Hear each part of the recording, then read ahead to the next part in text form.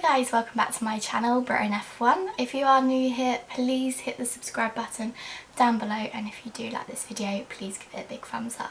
So this weekend we were back at Silverstone, but for the 70th Anniversary Grand Prix, and I tell you what, this Grand Prix didn't disappoint, which was great to see, especially because it was the 70th anniversary and it was a lot more exciting than last week. A lot of tyre talk, a lot of strategy talk, but it definitely was a lot more exciting, which was good for the sport.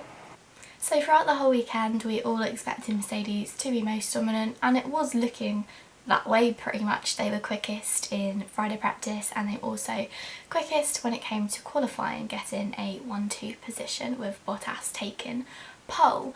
However, Red Bull had a different idea. They actually qualified Verstappen on the harder tyre, which I think was a bit of a shock, and I was quite shocked to see that no one else had kind of responded to that, especially Mercedes. I don't think they expected Red Bull to do that, or that tyre would pay off. So I felt like Mercedes kind of played it safe by keeping Lewis and Bottas on the same strategy when they kind of knew that Verstappen would be a threat, and maybe having Alex Albon not there, they kind of thought they'd get away with it.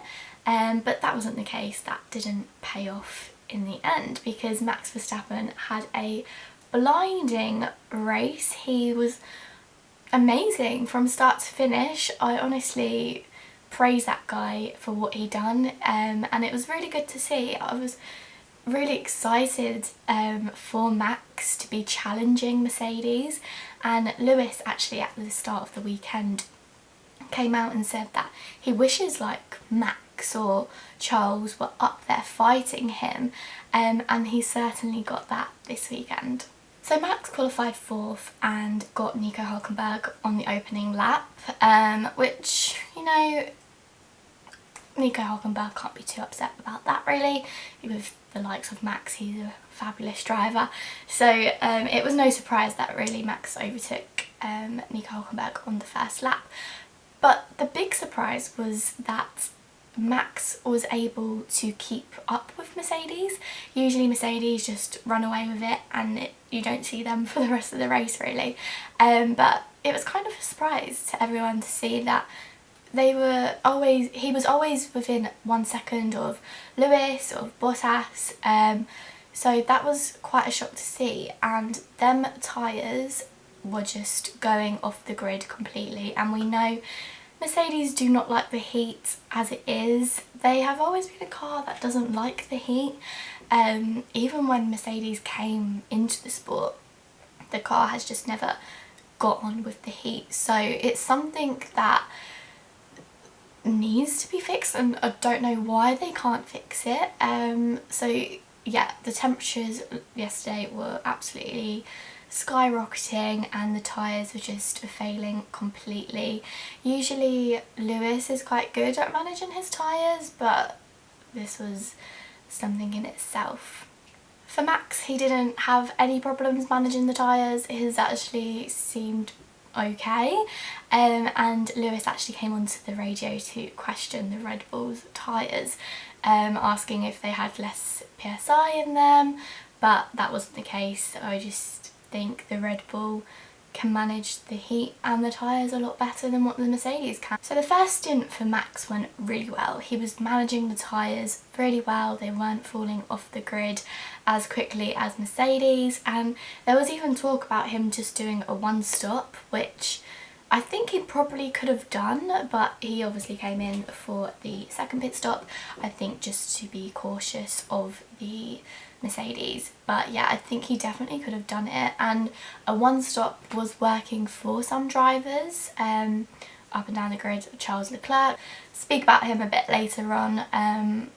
So yeah, a one-stop did work for a few others, but I think Max just played it a bit safe, but he definitely could have done that. And then near the middle of the race there was also talk about Lewis trying to do a one-stop, and the state of them tyres were horrible. Like, I think Martin Brundle said he would not drive that car to the shops. That's how bad the tyres were. And they were questioning whether he could do a one stop, which I think would have probably been the worst decision ever.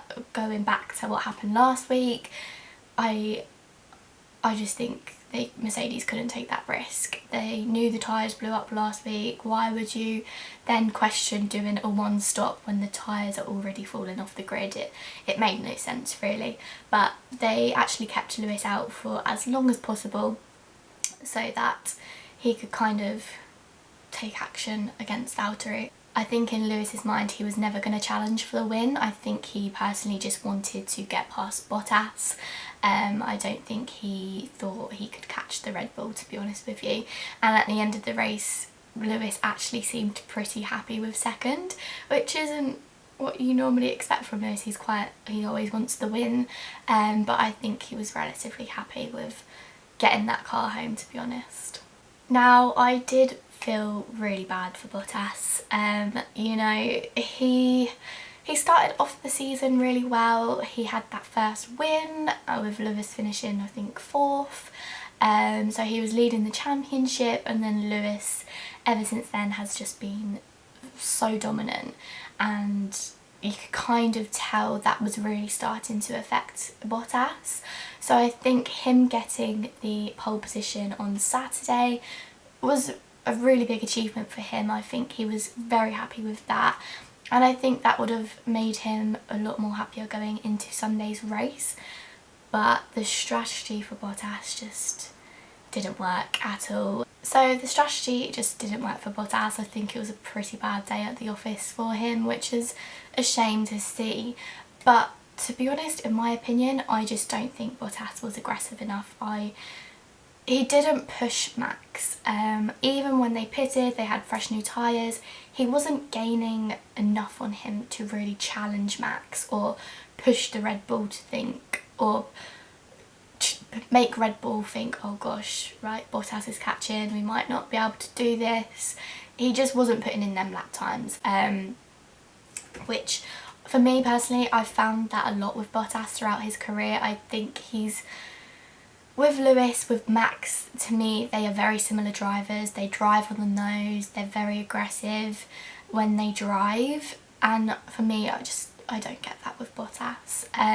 Like when Lewis came in, he pitted for new tyres and he was gaining like 2 seconds on Max each lap. He was putting in flying laps, and Bottas just wasn't doing that, even with fresh new tyres, which wasn't very good to see really. So I think Lewis obviously just ran out of laps to catch Verstappen, but I think always in Lewis's mind he was just going for that second podium and just wanted to get past Bottas. So the next driver I want to speak about is actually Charles Leclerc, and he qualified in 8th position and he finished the race in 4th, which was pretty outstanding, and he done it on a one stop, which, to be honest, I don't know how he did that. His celebration at the end of the race on the radio sounded as if he had just won the race. Just shows you how much effort and how much he's having to put into that car to get results like that. And you know what, fair play to the guy, because he is really outdriving that Ferrari. I mean, in the last few races he's been within the top 4, which is pretty outstanding. And you know, I think that is how he's going to do well in this championship this year. He knows he's not going to be challenging for the title this year, but I think him putting the car where it needs to be on a Sunday is obviously when it matters and how they're going to get the points. The car obviously doesn't have the pace when it comes to Saturday, but you know, he's been putting it where it needs to be on a Sunday, and that's what you have to do really. But then when you look at his teammate, Vettel, he just had a god-awful race yet again, and it's so sad to see, because it just feels like the whole life of Sebastian Vettel has just been taken out of him. Like, he just has no emotion towards that car. You kind of question what's going on. Is it the car? Is it Vettel? or is it both? It really is painful to see, because you can see Charles doing so well and you just want Vettel to be doing well as well, because Vettel should be up there with Charles. So it's really horrible to see. To be honest, I think Vettel just kind of wants this season to be over. I think, to be honest, he needs a fresh start somewhere else. I think he's just completely done with Ferrari, and you know what, I don't blame him for the way they have treated him. It's a joke, and there's something wrong with that car, because he's a 4-time world champion. He was challenging for world championships like last year, the year before. He's always been up there with Mercedes, with Lewis, so you can't just lose that within a year. So it just, I think there must be something wrong with that car, because for me personally, you just don't lose that spark. You don't lose how you drive, especially when you're a 4-time world champion. So personally, I think Ferrari are not helping Sebastian at all. I think he's just kind of turns up there to drive on a Sunday and that's it now. That's how it feels to me. So it's really sad to see Vettel going through this at the minute, but you know, hopefully he gets a good seat next year and can be challenging for podiums again. But hats off to Charles, he made a one-stop work, which I don't know how he did that, because the tyres this week were just going off the grid completely. So hats off to him. He actually had an amazing race, and he actually was one of my drivers of the day, because I thought, do you know what, he's driving the hell out of that car, and he had a pretty amazing race and did some really good overtakes. He obviously was challenging Lewis at one point, but you know, he knew his fight wasn't with Lewis, so that was kind of an easy overtake. So my main driver of the day was Alex Albon. He had a great race, I thought. Do you know what, he had some amazing overtakes. He pitted quite early, like maybe 6th lap. It was pretty early, and I was like, oh my gosh, no, because he went back to the back of the grid, so he had to fight his way through, which was quite good to see him put up some good fights. He had a really good fight with Pierre Gasly throughout the whole race, which was a bit ironic because they've obviously swapped seats, and Pierre Gasly is actually having a really good season at the minute and kind of questioning Alex's seat really.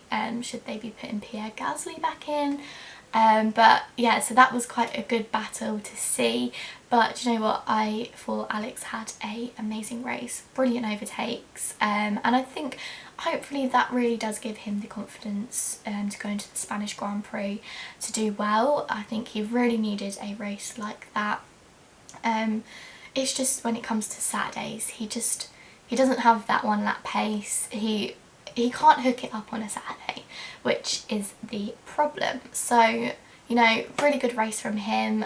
I hope he does well for the Spanish Grand Prix, and he was in fact my driver of the day. So I'm going to leave my race review there. I hope you all enjoyed. Down below in the comments, leave who you thought your driver of the day was, and I'll see if I agree with you. And I'll see you all guys in my next video. Take care.